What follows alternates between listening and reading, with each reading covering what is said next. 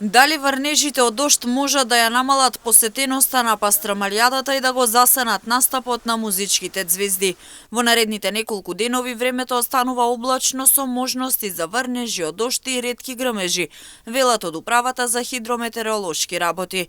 Но ваквата прогноза е за утре и во петок, а веќе во деновите од викендот не очекува сончево време. Ова дава надеж дека штипската пастрамалијада ќе се одржи без проблеми со временските услови. Посетеноста ќе биде на задоволително ниво и дека ќе се изедат рекорден број пастрамајли.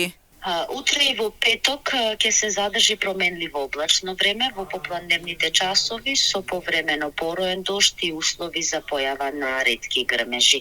Утринската температура ќе биде околу 15-тиот, а дневната до 23-тиот степен. Во деновите од викендот времето ќе биде сончево и потопло со локална појава на облачност и максимална температура до 26 степен.